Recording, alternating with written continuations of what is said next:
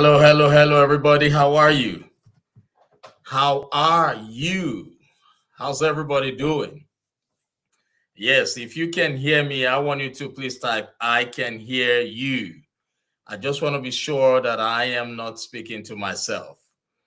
If you can hear me, just type, I can hear you. I have a very wonderful guest right now. He is backstage. I will be bringing him up shortly after the introduction.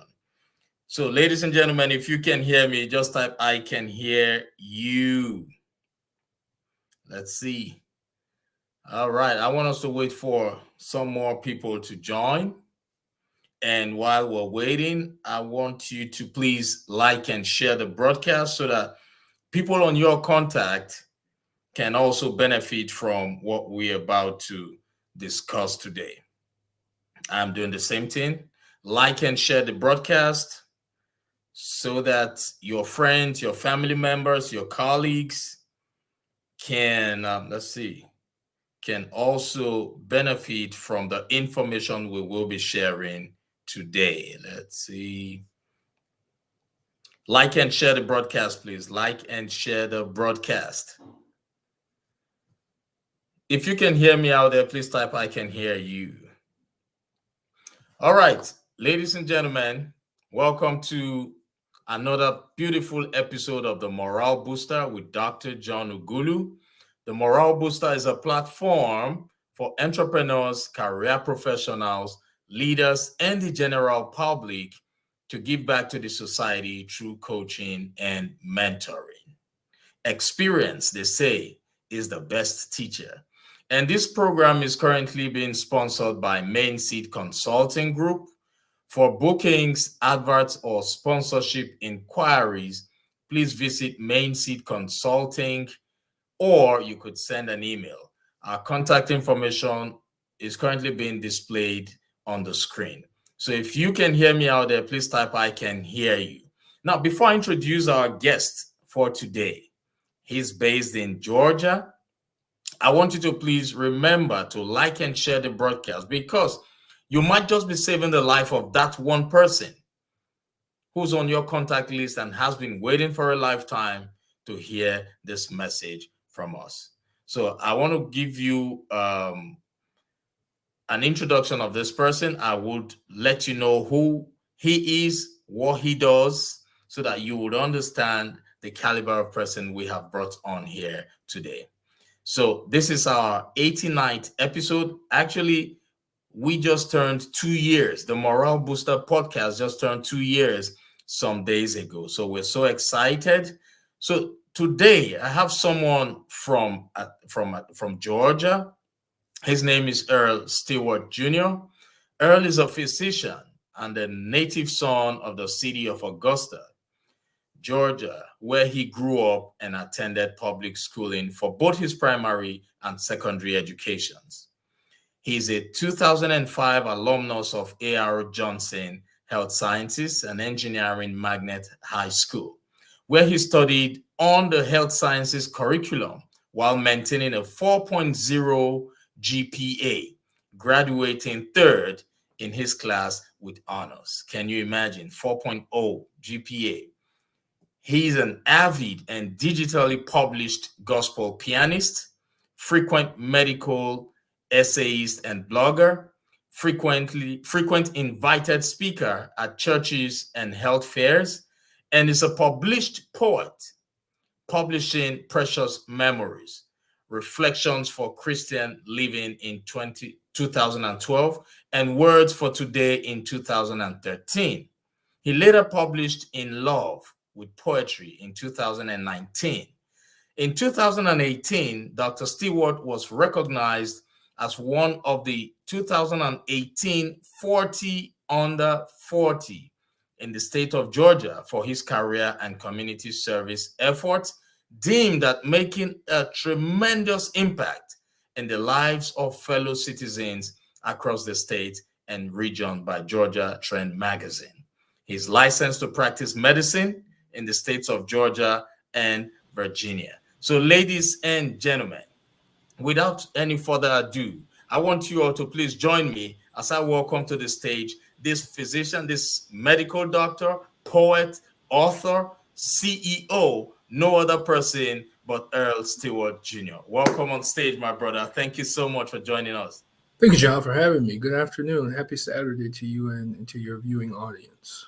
Thank you. Happy Saturday. Happy Saturday. I guess it's also warm in your part of town, right? Yeah, it's relatively warm here. I dressed for the cold today, but when I went outside, it was not that cold. So Right. That's great. beautiful day, beautiful day today, though. It is a beautiful day. You know, they say every day above ground is a beautiful day. It's a blessed day. It sounded like a preacher, man. Oh, That's what the gentleman who baptized me, Reverend J.S. Wright at Augusta, that used to say, "It's good to be on top of the soil instead of the soil being on top of you." right. So Oh, I totally yes. agree with that. That's powerful. That's powerful. And I know that from your background, you also have some um, preaching experience. Yeah, I am not a preacher, contrary to what people think. I consider myself more of a speaker. I come from a long line of preachers, a lot of ministers in my family, including several uncles, at least three uncles I can think of are ministers. But I have a lot of preachers who are close friends and pastors who are friends. And sometimes I'm invited to speak to their congregations, even on Sundays for different things. But I'm more aligned with deacons ministries, particularly at my hometown my home church in Augusta, the Macedonia Church of Augusta. For years, I served there as a junior deacon under the tutelage of the senior deacons at the church. I don't think they have many junior deacons anymore, but it was a very foundational ministry to be a part of as a part of my upbringing. So I was elated to have that experience. That's awesome. That's awesome. You are a man of many skills, many talents. You play the piano, right? Yes, I You do. you are a poet. You Mhm. are a physician, and I think what area of medicine do you practice? So I'm an internal medicine specialist. So after 4 years of medical school, one has the opportunity as a physician to train, basically do on-the-job training. Everybody will be pretty much familiar with the term internship and then residency. And so the first year of in basically on-the-job training after medical school is called internship, and then the additional 2 to 5 years, however many years you want to go on, and depending on your specialty, it's called residency. Okay. And I did my residency in categorical internal medicine at Brown University, which was a very wonderful experience for me to kind of get out of my shell here in the South, go up to New England, and come on back home to practice. So, exactly, I am a physician and a very proud physician, even during the enduring COVID pandemic. Right. Right. Well, first of all, I would like to thank you for your service because you were one of the frontliners. The healthcare workers. We thank you all for your service. You are really the superheroes that saved us. We know God played a major role, but you all were the frontliners, and we thank you for all you did and all you have continued doing. So thank Well, you so much. thank you for those kind words and for such a wonderful sentiment. I don't think anybody in medicine today anticipated that we would be having to deal with this. Right. And when we finally had to deal with it, I don't think we would have anticipated it was going to be this long. And it is really, I was telling a patient the other day, it has really changed tremendously. The central dogma, if you will, of how we practice medicine. That's a biology term, central dogma, but it really has sort of restructured our understanding of how we approach viruses, Right. and how we approach severe respiratory syndromes. So thank you. It's our pleasure and privilege to serve. That's what we train to do. Right. Yeah. Right. That's great. That's great. I really appreciate that. So today we will be talking more about your book. Yes. And I'm still trying to imagine how, because being a doctor, a physician, first of all, is very cumbersome. Very. So, how were you able to manage being a physician, being an author? How did you create that time to really write a book? And how many books do you have? I've written 3 books of poetry. Nowadays, I'm more of a medical essayist. I write Okay. from personal experience taking care of patients every day. I've done that for years, but my writing has sort of kind of transitioned from being more so a book writer and to more so being a medical essayist. And so I often write for kevinmd.com. I often write on my own personal blog, esjmd.wordpress.com, and Okay. just write about everyday experience of taking care of patients and more from a spiritual perspective. I Right. look at the practice of medicine as being such a remarkably holy experience. I often have, I think I've written before that we stand as physicians every day, particularly those of us in the hospitals taking care of some of the sickest patients, somewhere between time and eternity. Right. One has to, I don't see how you can really do this every day unless you have some sort of higher power, unless there is a God that you pray to and there's a God that you serve. Or else you can easily, forget it if you look at this profession as being just any other job. And that is not to demean other professions, which I entirely respect. But it's something different about being a physician that really makes one understand it as being a calling instead of just an occupation. But I've written 3 books. The first was actually, and they're all books of poetry. The Okay. first was Precious Memories, Reflections for Christian Living. And actually, many of those poems were written throughout my youth. I would read a few of them at church programs and at various assemblies in grade school. And I developed the notion of publishing those, from different levels of encouragement. Different people often encouraged me throughout the years to publish. They, oh, you need to write a book. You need to put it together in the book. Most of them in the church. And so I said, okay, I'll do it. And I finally got a chance to do that about a third of the way through medical school. Wow. And I published it in 2013. And then I had several other poems. Those were not all of the poems I had written in that very first book. And I published Words for Today, which was um, just a different array of different poems of different topics, from the Black American experience, from being a Christian, from everyday, life Yeah. as a student, as a medical student, and it was published actually the following year in 2014. Wow. And the very last book of poetry is entitled In Love with Poetry. And that was published within the last 3 years in 2018. It was a book that I really, I'm not going to say I didn't really enjoy doing the others, but it was a book that I specifically wrote in response to current times. Okay. Um, I was going to ask you how you, managed to come up with the titles for your book. Yeah, so one of my favorite hymns, one of my favorite gospel songs, and I believe Aretha Franklin recorded this beautifully years and years and years ago on her Precious Memories. It's called Precious Memories. There's nothing like hearing a choir in the Black Baptist Church sing that song, and it really gives us a poignant view of what the Christian life is like. And so I adopted and adapted the title of that gospel song to that very first book.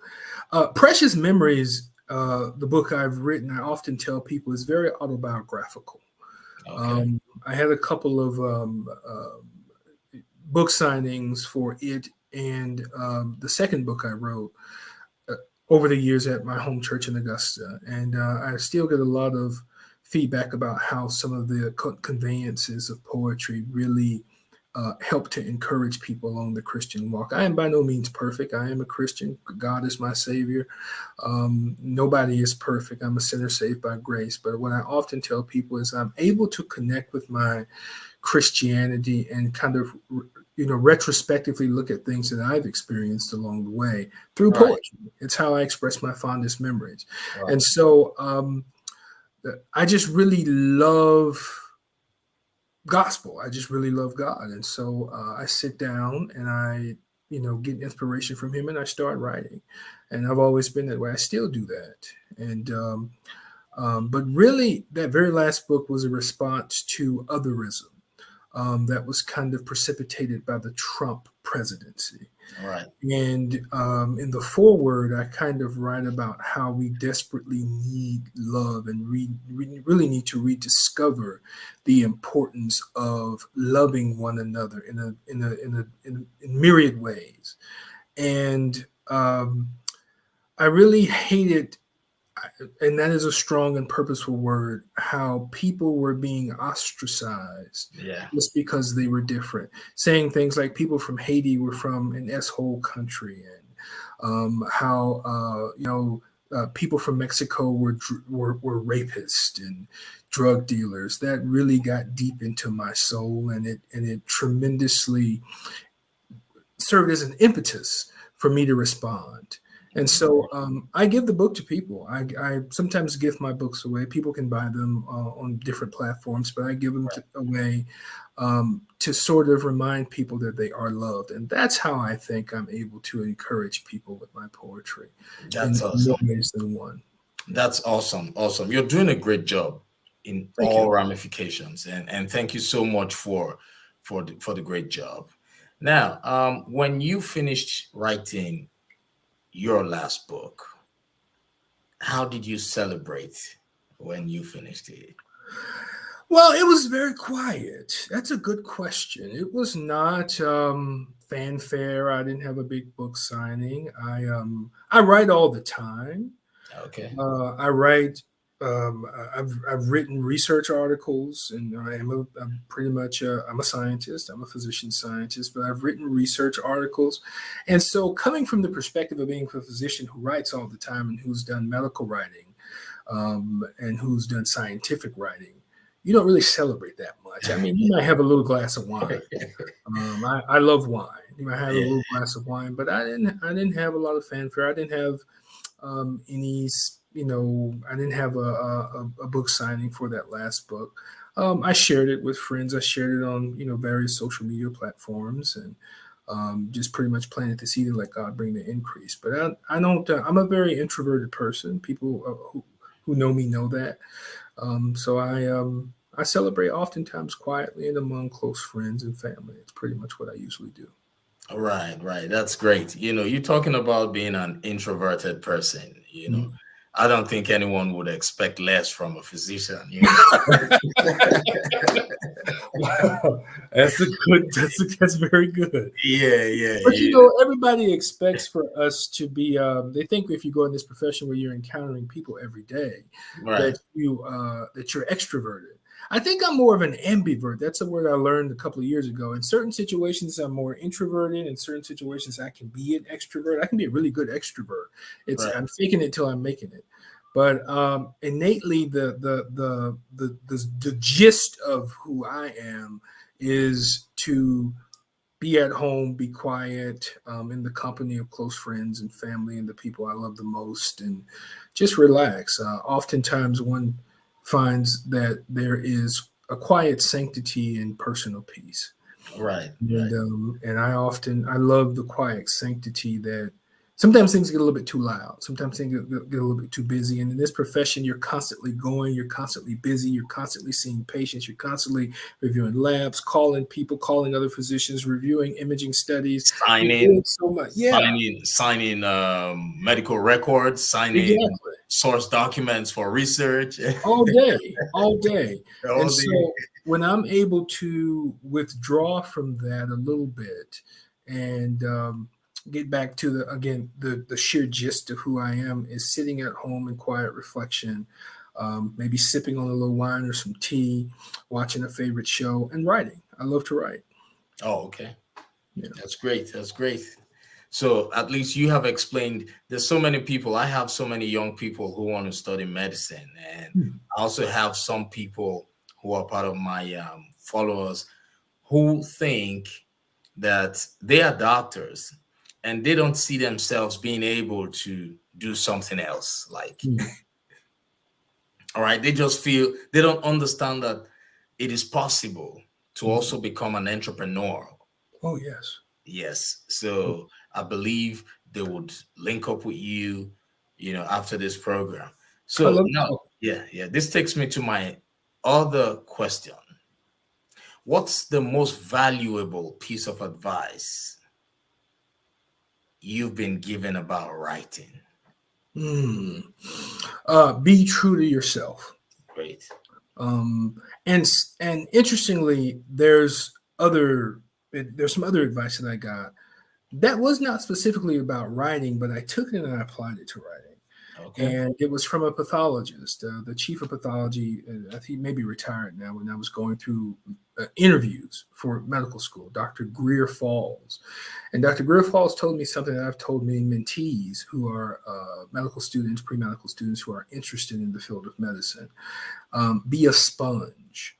And he was basically talking about at several levels of your medical training. And I asked him for advice about this.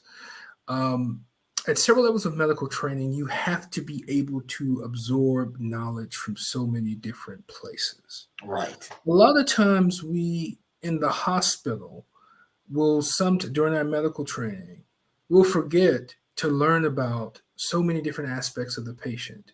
The stellar physician, the good physician, the great physician, the excellent physician is one who is always curious, who is always curious about whatever's going on in the world. Dr. Faith Fitzgerald, who is a longtime internist out at UCSF, wrote this beautiful piece in the Annals of Internal Medicine on doctoring series years ago. That I don't remember how I was first introduced to it. That basically encouraged us to be curious about everything that we see with our patient.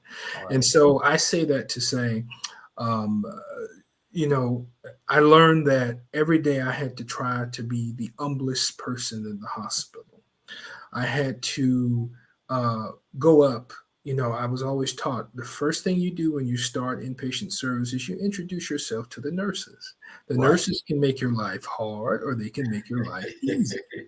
And so always do that and treat even the custodians, the cleaning staff with the utmost level of respect. Because at the very end of the day, you never know. They may have family members who are your patients. They may be your patients. And that's common decency as an individual. And so being an humble humanistic physician starts there. But I took that same notion and applied it to my writing.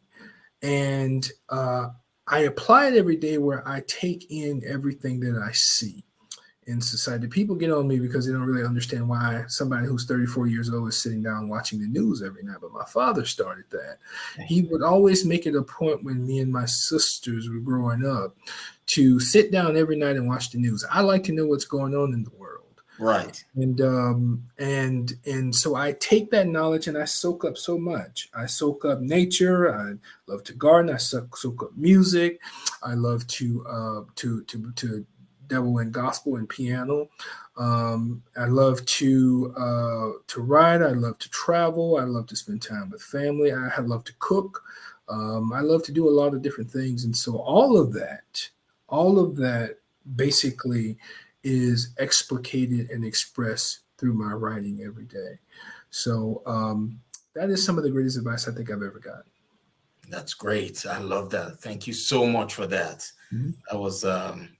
That was really, really, really, really educative. And I know there's so many people out there who want to become writers. There's so many writers out there who are also listening, who apparently would have gotten 1 or 2 points or more from what you just said. Thank you so much. My Now, pleasure. do you have a copy of your books with you? Yeah, I do. They're actually right here on the desk. Okay. Yeah. So, can you show us the books? Sure. So, Precious Memories is here. Okay, Precious Memories. For those of you who are listening their podcast, the book is titled Precious Memories by Earl Stewart Jr. Earl Stewart is Stewart. Yes. So go grab your copy now if you're listening to their podcast. And where can they find this book to purchase? Well, all of my books are available at the individual publishers. They're on Amazon. Um, Okay. every last one of them. Okay. The um, the very last one I published, In Love with Poetry, is Okay. available through the publisher Heavenly Light Press, which is based in Alpharetta, Georgia, Okay. and on Amazon as well. And also Words for Today was the second book of poetry I published. Okay. It's available on Amazon, and it was published through Lulu Publishing Company. Those first two were self-published. The very last one, I got a lot of assistance with making that a little bit more available. And all of them are also available on major booksellers, Barnes and Noble, so they can be published at all of those different locations. Okay. Sounds good. I love that. Thank you. So please, if you're listening via podcast, watching via YouTube or Facebook, please go purchase his book right away. This is a very intelligent man. This Thank is you. somebody you can learn from. This is somebody who has been impacting lives and is constantly impacting lives through medicine, through poetry, through public speaking, through writing books, Mm. right? This is someone who graduated college with a 4.0 GPA. So please go look for him. Go follow him on social media. Can you please tell us what social media platforms you are active on? Right. So I'm on Twitter at Earl Stewart Jr. I have a personal blog, esjmd.wordpress.com, which people can basically access and see all of the current happenings in my writings and books and everyday essays that I publish. A little bit more information there about me. I'm also on LinkedIn, of course. I'm on Facebook, a variety of different locations. I want to put in a quick plug. For those who love poetry, I did start the inaugural Poetry and Medicine podcast, Great. which I do every couple of weeks. I'm always accepting poems. If people write, they can submit them to us at the Poetry and Medicine podcast at gmail.com. They can find all of that information on the WordPress site. You can download the Poetry and Medicine podcast on Apple Podcast, on Amazon Podcast. It's pretty much everywhere. So we're delighted to be able to offer the reading of poetry from a medical perspective and being on the front lines every day. And there's a lot there that I think people can find relatively encouraging, and hope it helps someone. Hope it boosts their morale. Oh yeah, sure, absolutely. I'll tell you that. And what's the website again? The WordPress. For the esjmd.wordpress.com. And I've had that blog for years. There's everything there. I mean, Okay, okay, yeah. okay. So let's see. Let's put it up for everyone to see. And for those of you who are listening via podcast, you can go to his blog. It's esjmd.wordpress.com. For those of you watching via YouTube and Facebook, is currently being displayed on the screen for you. Earl, can you check if that website is correct? Yes, sir. That website is entirely correct. Thank you for All sharing. right.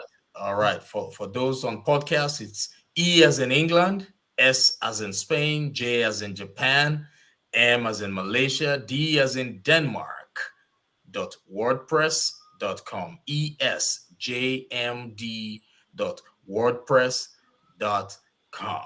So please visit that blog reach out to him via Facebook, LinkedIn. And if you have any questions, like he said, if you are looking for a mentor, a coach on poetry, just reach out to him. He'll be able to guide you. And for those who want to get into medical school too, he mentors people. Yes. So you can also tap from. He's a one-stop shop. Yeah. Well, and I'm very passionate about mentoring. It's because it's something that was done for me. We can listen, have me back, and we can have a whole conversation about mentoring. It is absolutely necessary, particularly African American men. Yes. Need to be mentored. What they see, they will become. So we really, really need to kind of reach out to them and get them interested in STEM, and definitely get them interested in medicine. And all of my friends, all of my fellow brothers in medicine, we're also very committed to mentoring. I have one correction. I did not graduate college with a 4.0 GPA. Okay. It was like 3 something. I graduated high school with a 4.0 GPA. Oh, okay. Mercer was hard, and so I don't want anybody to say, you know what, did Earl graduate? No, I didn't graduate. So Mercer was hard. Mercer was a good experience, but I still was fortunate by the grace of God to study hard and do relatively well. So okay. Seems like it was a long time ago. I had less gray hairs, and I didn't even have wow. But you are an awesome physician, awesome person, a leader, rendering services. They say we were born into this world to do 4 things. Yeah. To serve, to lead, to influence, and to impact. Yeah. And what you're doing encompasses all these 4 things. So it means you are on the right path. You're doing what you're following your calling. That's your calling. That's what you're doing. And keep it up. Keep doing it. And I want you to know that no matter what people around you think about you, no matter what you even think about yourself, you are an abode of greatness. Thank you. You are a morale booster. You likewise, have everything inside of you. Yeah, likewise. Keep it up. Thank you. The last thing I wanted to say is, and I appreciate that sentiment and that exhortation. It started early.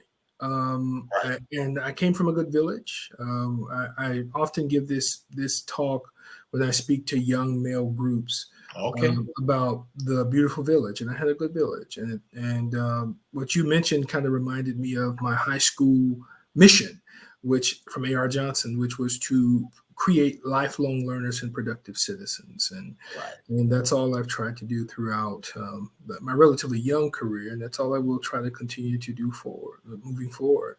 So thank you. Keep up the good work. All right. Appreciate it, man. Thank you. We love what you're doing. And I know people will reach out to you. Right. Thank you so much. Thank you. We have some people commenting. Okay. Senada said hello to both of you. How are you, Senada? Thank you. Mm-hmm. And we have someone from New England. Maybe a former neighbor of mine. Oh, okay. That's awesome. All right. So thank you, everybody, for listening. And I want you all to have a wonderful weekend. Always remember that we were created on purpose, with a purpose, and for a purpose, right? Research has proved it that for those who understand the birthing process, out of millions of sperms, it's only one sperm cell that typically fertilizes the egg. And for everybody who's listening, who's watching us right now, trust me, you are that lucky sperm. You were that lucky sperm that came into this world, that fertilized the egg out of the millions. It means you're special. It means you have a purpose to fulfill here on earth. So if you're looking for that purpose, you haven't found that purpose, always remember to ask yourself these 3 major questions. Who am I? Why am I on earth? And where am I going? Remember, you're special. And remember, today is the first day of the rest of your life. Like and share this broadcast. Follow Earl on Facebook, on LinkedIn, on Twitter. Just go follow him right now. Please go and follow him right now. If you have a son, if you have that brother who's looking to become a medical doctor, who wants to become a poet, or one who writes and looking for direction, please tell them to follow him right now. All right. Thank you so much, everybody, for listening. Have a wonderful weekend. Enjoy the rest of your day. Yes, Senada said you give an amazing speech. Thank you so much, Senada. Thank you, Sanada. Yes, thank you. All right. So have a wonderful day. Spend time with your loved ones. Call people today. Tell them how much you love them, because that phone call could save lives. Trust me. Thank you. All right, Earl. Thank you. I hope when next I call you, you would come and inspire my people. Absolutely, brother. Thank you for having me. You're welcome. All right. Bye, everybody.